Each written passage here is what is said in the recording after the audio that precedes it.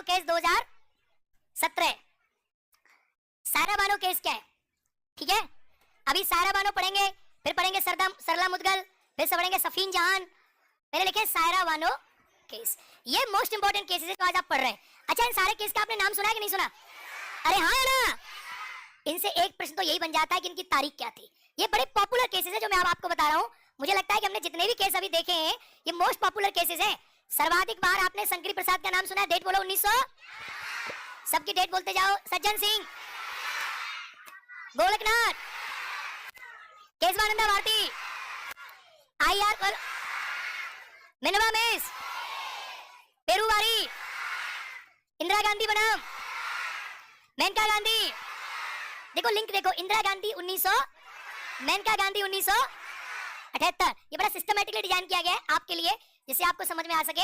SR Mumbai 1900, important case है। Shah Bano 1900, Bilkis Bano 2002।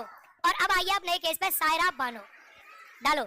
Saira Bano case 2017। अच्छा, ये जो क्लास है ये पॉलिटी से अलग है, यानी पॉलिटी के सिलेबस में इसका कोई मतलब नहीं है।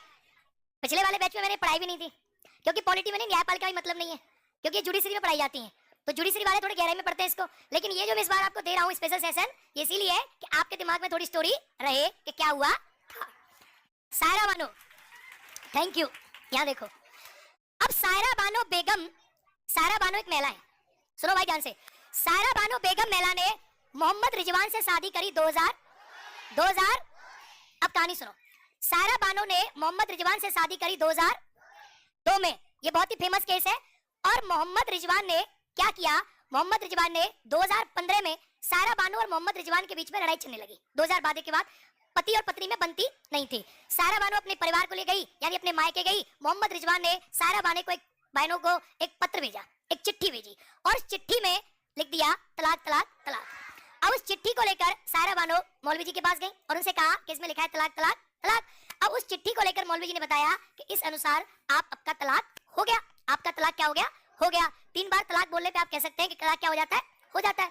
अब सायरा बानो का 2015 में तलाक हो गया। अब सायरा बानो इस बात से लेकर परेशान हो गई और सायरा बानो गई सुप्रीम कोर्ट, और सुप्रीम कोर्ट में 5 जजों की बेंच बनी। 5 जजों की बेंच बनी। अब 5 जजों की बेंच ने सुनवाई करी। देखो, इसको आप 3 तलाक बाद के नाम से भी जानते हो, इसी को कहते हैं 3 तलाक नाम। 3 तलाक बाद यही है, इसके सामने आप लिख सकते हो 3 तलाक बाद, यही है 3 तलाक बाद। अब ये 3 तलाक बाद में सुप्रीम कोर्ट की 5 जजों की बेंच बनी। 5 जजों की बेंच ने ये फैसला दिया 3:2 से कि भाई 3 तलाक, आपने 3 बार जो तलाक बोल दिया, इस 3 बार तलाक बोलने से तलाक नहीं माना जाएगा। अब क्या हुआ, यहाँ प्रॉब्लम क्या उठी? अच्छा, एक बात बताओ, आपने आर्टिकल 25 पढ़ा है कि नहीं पढ़ा? आपको रिलीजियस राइट है या नहीं है? आपके धार्मिक अधिकार में अपने धर्म के अनुसार कार्य करना आपका अधिकार है या नहीं है? अगर ये आपका धार्मिक अधिकार है तो भाई मुस्लिम धर्म में शादी करना और उनके अनुसार तलाक करना उनका अधिकार है। बात सिंपल है। अब सुप्रीम कोर्ट अगर इस 3 तलाक को रद्द करेगा, या सुप्रीम कोर्ट 3 तलाक के बारे में इस केस में कुछ कहेंगे, तो सुप्रीम कोर्ट ने कहा कि गलत है, आप किसी महिला को ऐसे तलाक नहीं दे सकते। तो ये और इसके बीच में लड़ाई हुई कि आर्टिकल 26 सही है या फिर किसी आदमी का आर्टिकल 21 सही है कि उसको 3 तलाक दे दिया, या और आर्टिकल के बारे में बात हुई। तो सुप्रीम कोर्ट ने ये कहा, इसी में सुप्रीम कोर्ट ने कहा कि देखो, आपको रिलीजियस राइट है, आपको धार्मिक अधिकार है, आप अपने धार्मिक अधिकार का प्रयोग करें, 100% आपको धार्मिक अधिकार है। और आप अपनी रिलीजियस प्रैक्टिसेस, क्योंकि मैंने आपको पढ़ाया है भाई अनुच्छेद 25 में राइट टू कॉन्शियस, धर्म का अंतःकरण करना, प्रैक्टिस करना, प्रोफेस करना, प्रोपोगेट करना, ये आपका फंडामेंटल राइट है। अंतःकरण करना, प्रचार प्रसार करना, मानना, आचरण करना।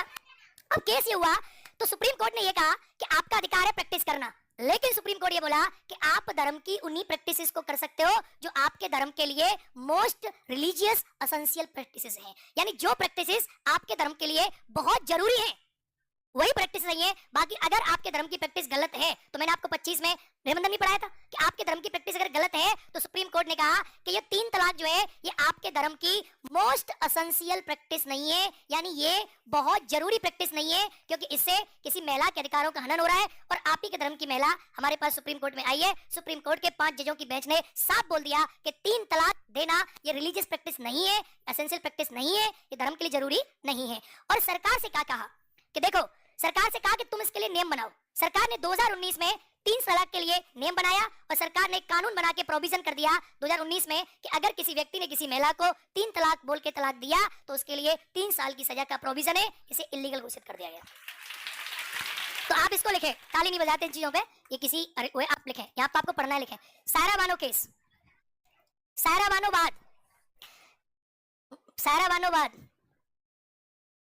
सायरा बानो बाद, लिखे सायरा। अभी कहानी तो आप समझ लोगे, लिखवानी है, लिखो सायरा बानो बाद में सर्वोच्च न्यायालय ने 3 तलाक बाद कहते हैं इसको ना, सायरा बानो बाद में सर्वोच्च न्यायालय ने 3 तलाक को